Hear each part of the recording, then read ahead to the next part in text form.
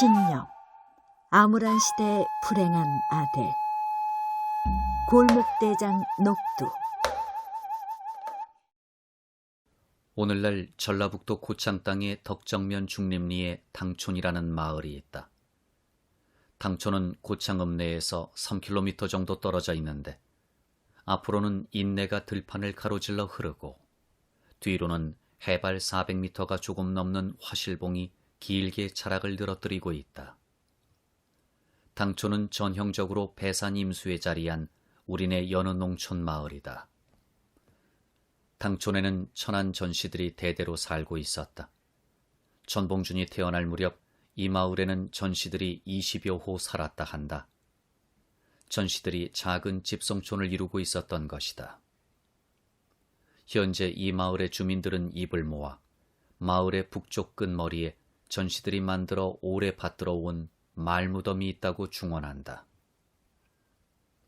집성촌에서는 흔히 집안끼리 이 말 저 말로 헐뜯거나 모략질을 하여 말로 인한 싸움판이 벌어져서 의의가 상하는 일이 많았다.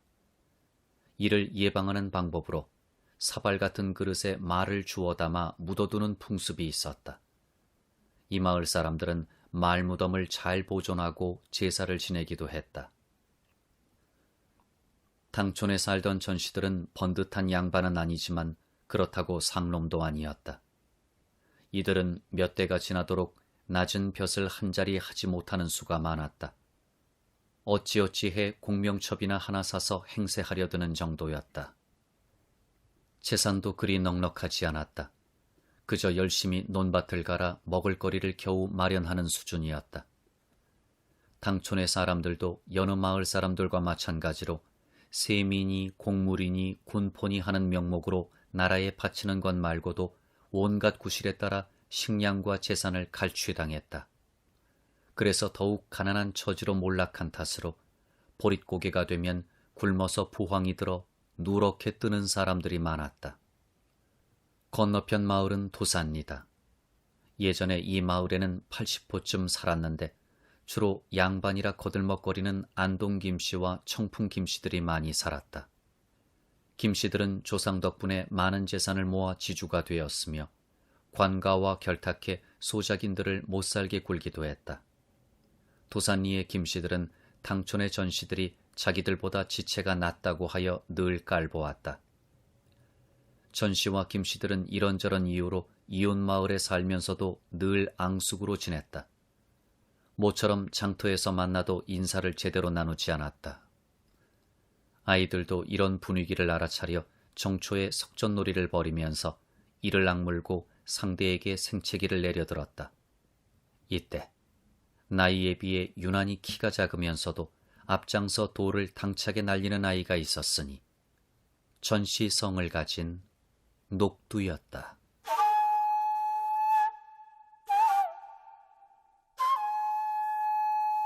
대보름날의 석전놀이. 전봉준은 1855년 곧 을묘년에 당촌에서 태어났다.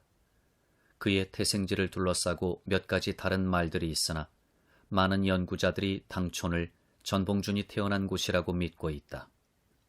몇몇 기록과 여러 전설이 이를 뒷받침해주고도 있다. 전봉준의 아버지 전창혁은 1827년생이요. 어머니 언양김씨는 1821년생이다. 족보에는 어머니가 아버지보다 나이가 6살이 더 많은 것으로 기재되어 있다. 예전 시대에는 아내가 지아비보다 나이가 많은 경우가 더 정상적인 부부관계였다.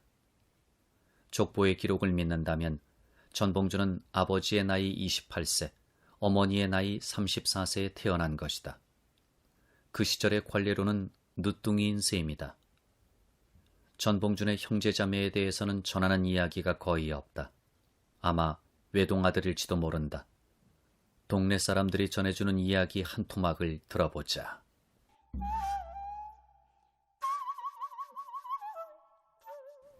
정월 대보름날, 날씨가 조금 풀린 것 같았다. 들판과 냇가에 쌓여있던 눈들이 녹아내리고 있어서 철벅거렸다.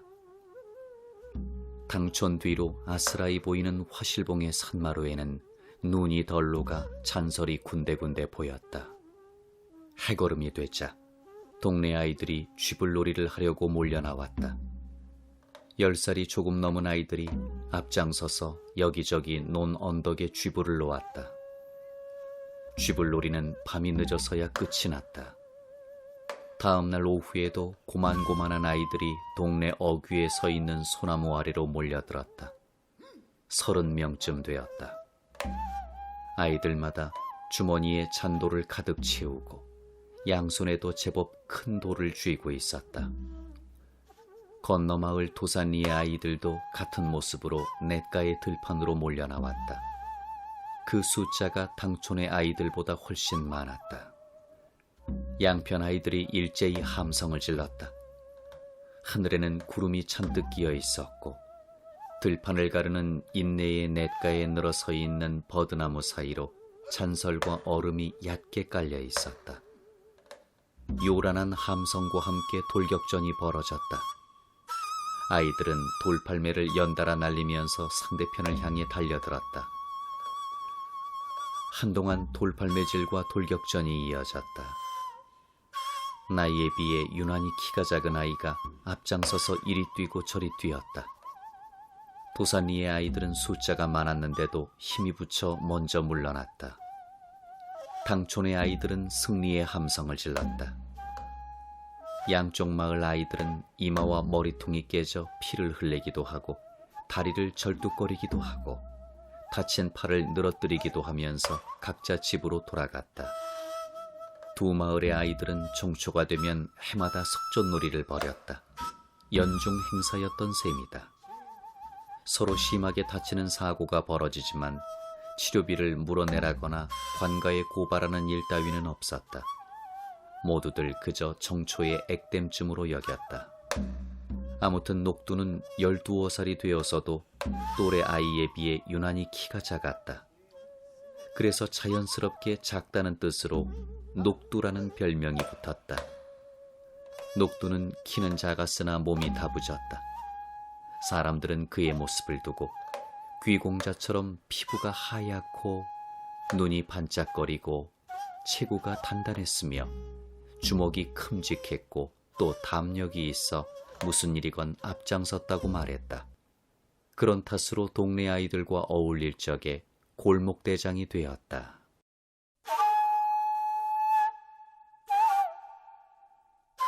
분수를 아는 백구, 갈취하는 지주. 녹두는 골목대장 노릇만 한 것이 아니었다. 당촌 마을 어귀 언덕에 서당이 있었다. 당촌의 사람들은 비록 가난했지만 서당을 차려 아이들에게 글공부를 시켰다.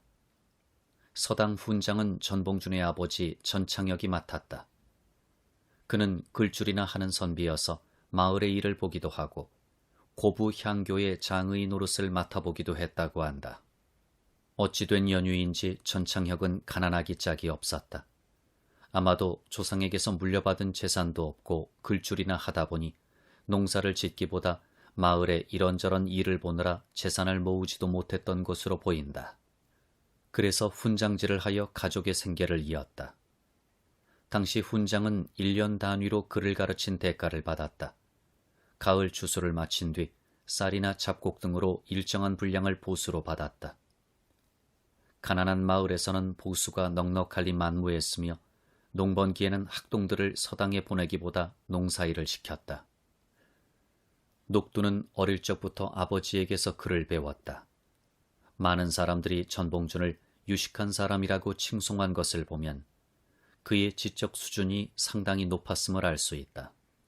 그가 만일 글을 배우지 않고 농사만을 지었다면 그의 장래는 어떻게 되었을까? 홍길동이나 임꺽정이나 장길상 같은 단순한 의적이 되었을까? 시대가 영웅을 만든다 했으니 태평한 시대에 태어났다면 재산을 많이 모은 농부가 되었을지도 모른다. 어린 시절의 녹두는 글을 배우는 틈을 타서 아이들을 이끌고 마을 주변을 돌아다니면서 놀이를 벌였다.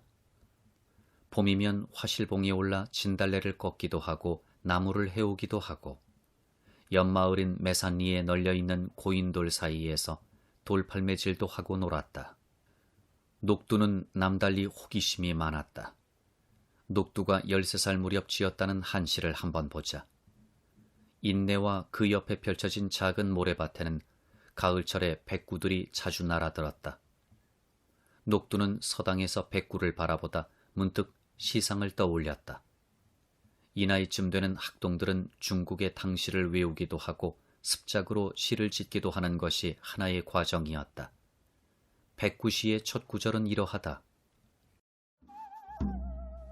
스스로 모래밭에 뜻을 얻어 노니니 흰 날개에 가는 달이 홀로 맑은 가을 즐기누나.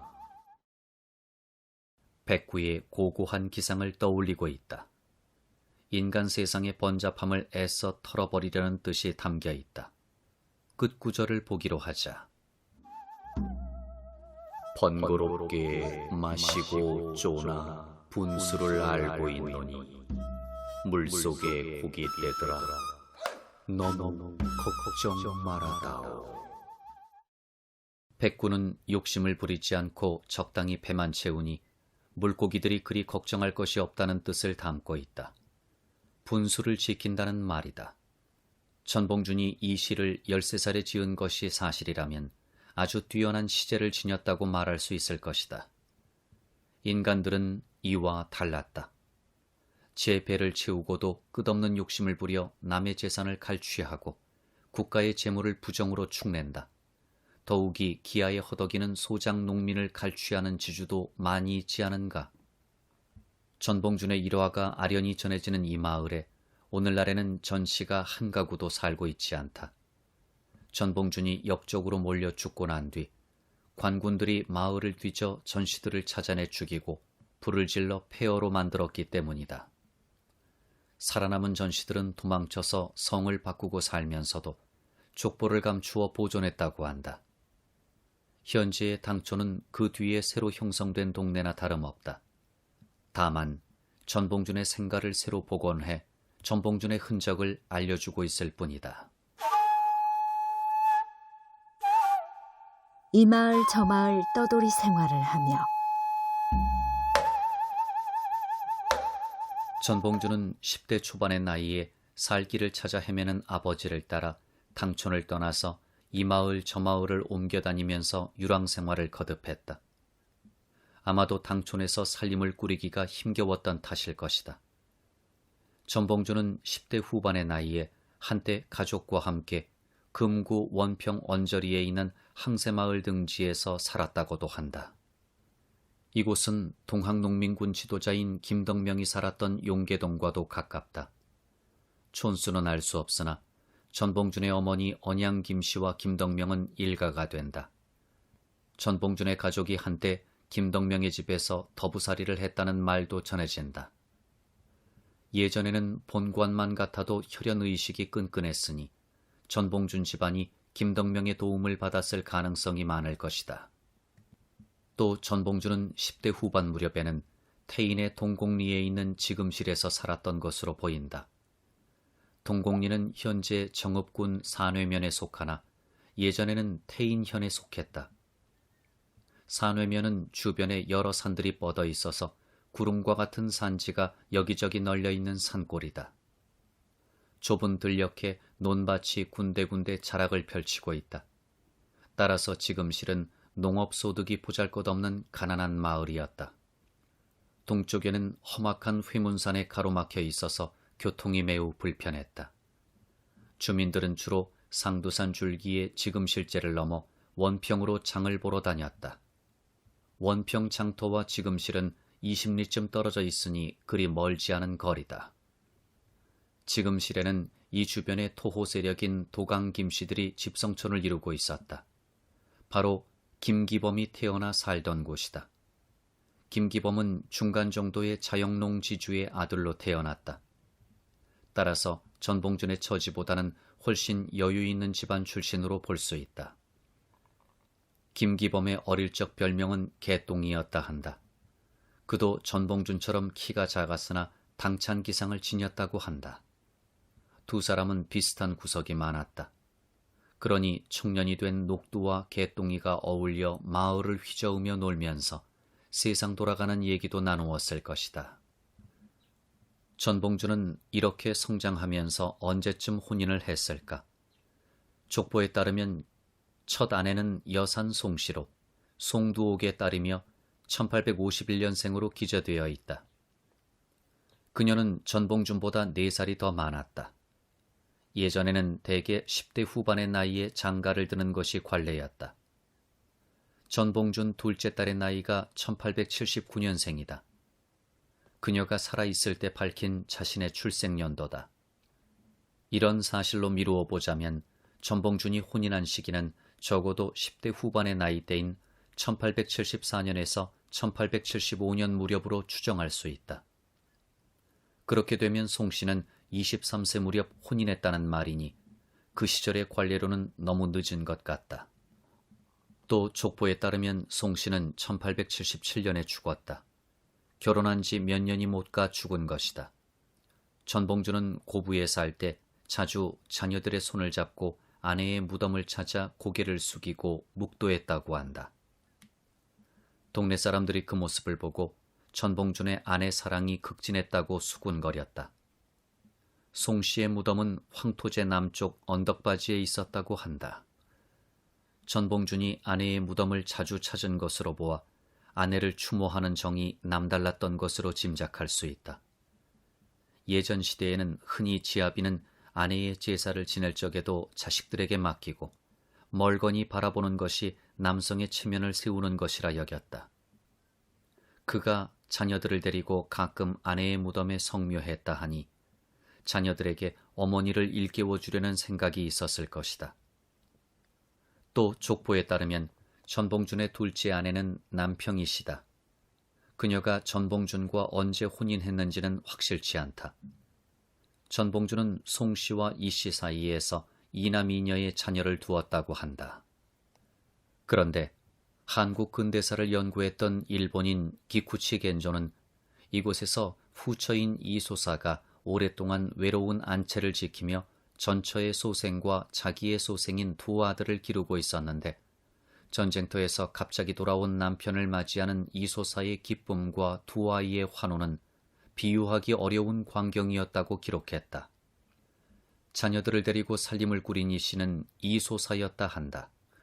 위의 인용문은 전봉준이 전주에서 물러나 집강소 활동을 벌일 때 아내 남평 이 씨에게로 돌아갔던 전경을 기록한 것이다. 당시 전봉준의 가족은 고부 봉기 이후 지금실로 다시 옮겨가 살았다. 그런데 소사는 과부의 별칭이다. 호구 문서에는 이를 성 밑에 붙여 과부임을 표시했다. 그러니까 남평이 씨는 과부의 몸으로 전봉준과 재혼했던 것으로 보인다. 전봉준이 죽고 난 뒤 남평이 씨의 행방은 전혀 알려진 것이 없다.